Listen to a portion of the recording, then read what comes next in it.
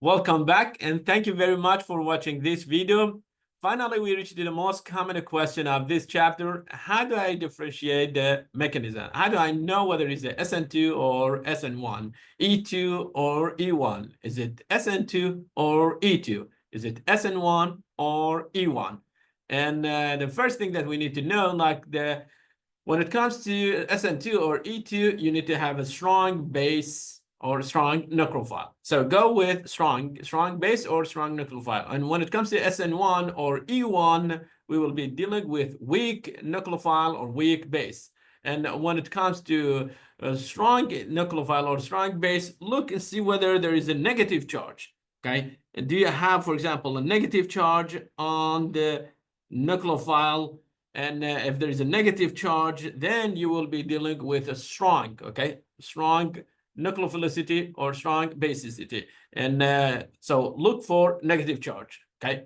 Let me highlight some of this, factor that you should look to for them. The first one is going to be temperature.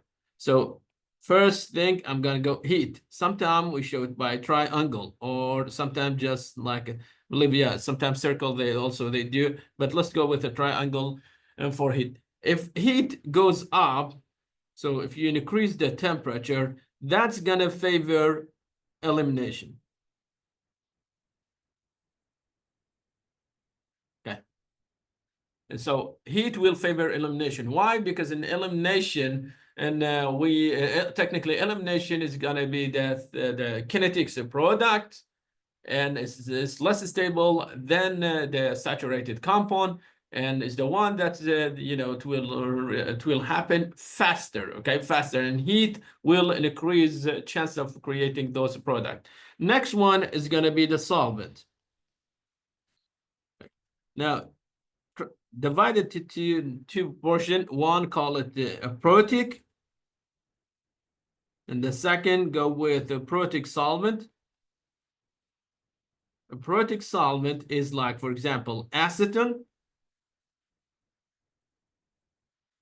Does not have acidic, it's an H, and a protic solvent like, let's say, methanol.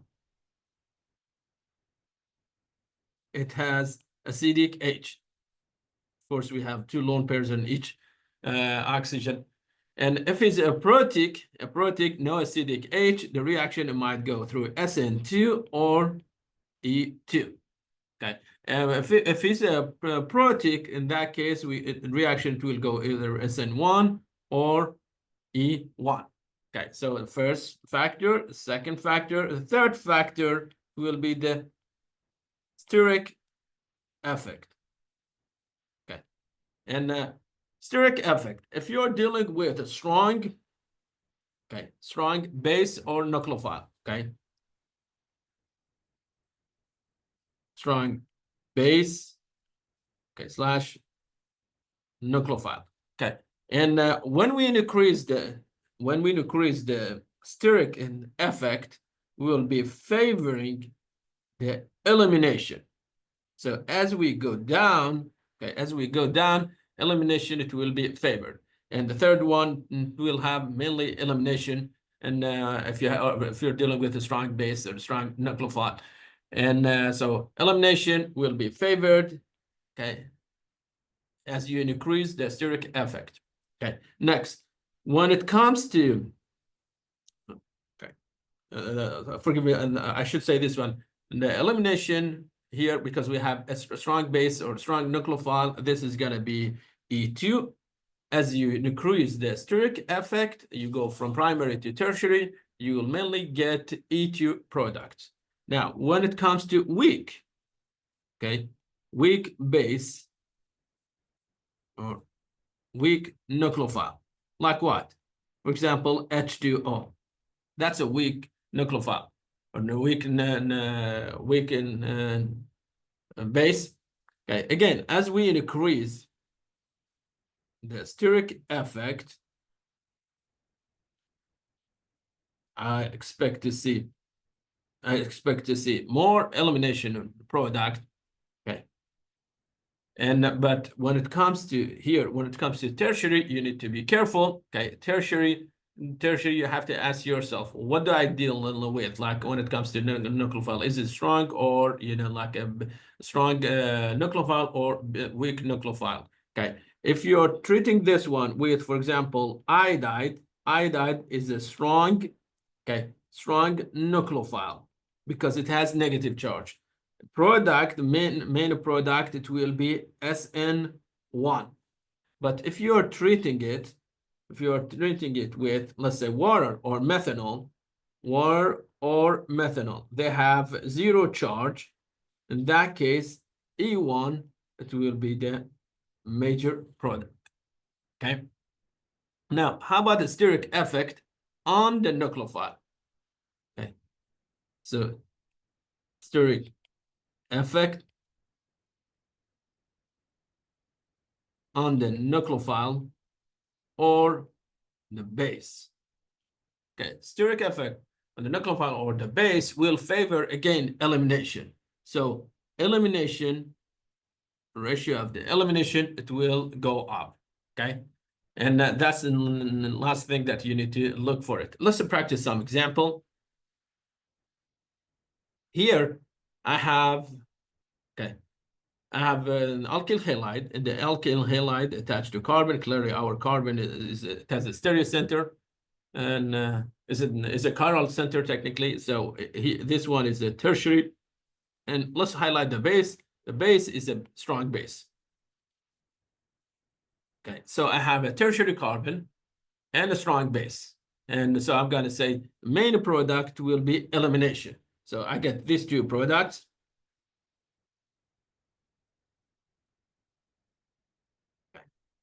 In first product, we will get elimination. This is our base does not have any steric effect. So I'm gonna say the Zaitsev product will be the major product, and I will have carbon here. That's gonna be the Zaitsev product.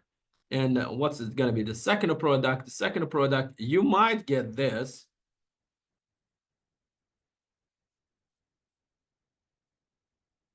So in this case, this one is facing to us. Okay. Now I'm gonna switch position of the bromide with the methyl. So we put the OH here, and the methyl, it will go there. Okay, because I switch position of two substituent, and the stereocenter should be opposite. This is gonna be SN2. Well, that one was E2. Which one is the major? This is the major product. Okay, let's check the configuration of the starting compound was 1, 2, 3. Hydrogen is back. This is gonna be S. Here, hydrogen is back. I go 1, 2, 3. This is gonna be R configuration. Okay, and SN2 reaction goes through inversion inside the stereo center. Okay. Another one. We have a base. Our base is a strong base. Is it bulky? No. Okay, no steric effect. How about the carbon? Carbon is a secondary carbon, and this one doesn't have, again, much steric effect.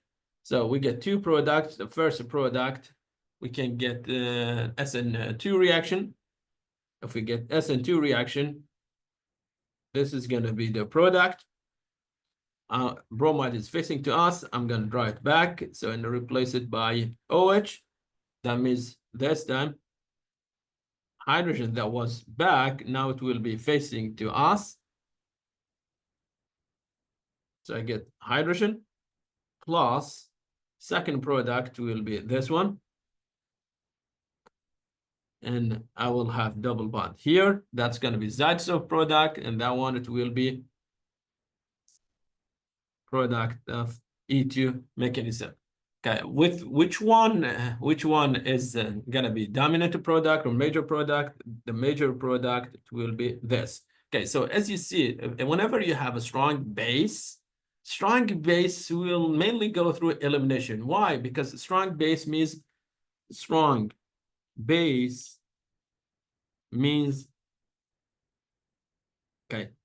less stable. And if it's less stable, it will be more reactive. And so if your base is not patient enough, it will try to get H and it will turn to neutral compound. Now, what will happen to OH? To OH, if you give it an H plus, it will turn to H2O, and H2 it has zero charge. So that one it will be really stable, and that's the reason I say, strong base means less stable, means more reactive. So it will go through elimination. Okay. Another one, we have a primary carbon, and our solvent is a protic. And how about the base? The base, this one is a weak base. Okay, and so this is going to be a weak base, and I will say in this reaction, because it's also is happening in a protic solvent, mainly is going to go through SN2 reaction. And so mechanism is going to be SN2, and we will get this here as a product, because I have two hydrogens here, and that means I don't have a stereocenter, so I'm not going to bother technically about the configuration of the compound, and just simply say replace the bromide by N3, and also we're going to say the second product, the inorganic, sometimes they call it inorganic product, it will be bromide or Br with -1 charge. Okay, another example. This case, we have bromide attached to a secondary carbon. Now, our solvent is a weak base, also weak nucleophile. Why is weak nucleophile? Because it doesn't have a negative charge and is already neutral. Okay, so I'm going to call it weak base, weak nucleophile.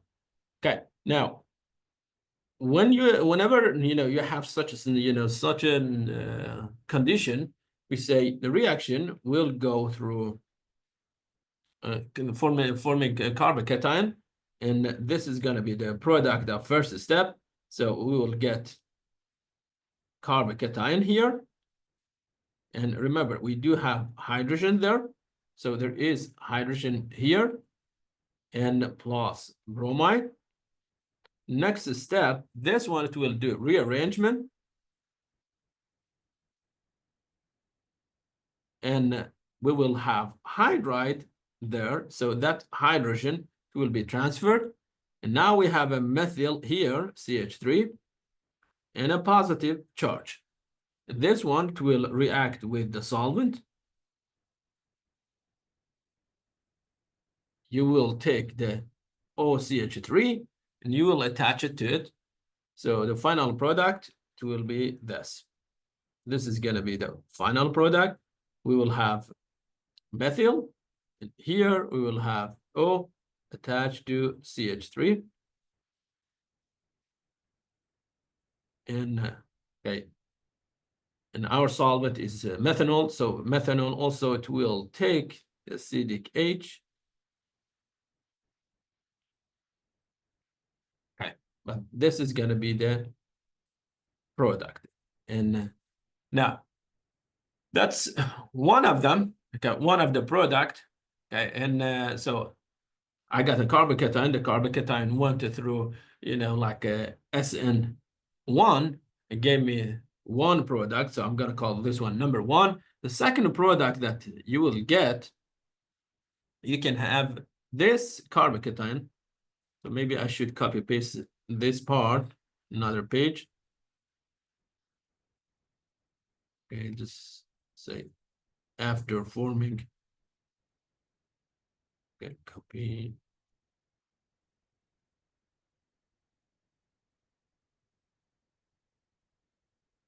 After forming this product, sorry, intermediate, we get this. So this is one of the product. This is going to be.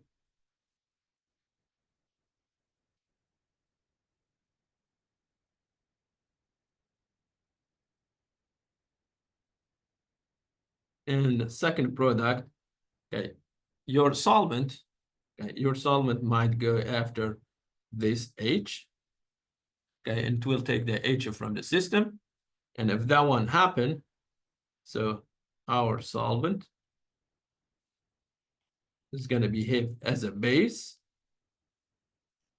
It will remove that H and we get this product. We will have a double bond here. Plus, again, CH3O attached to two hydrogens.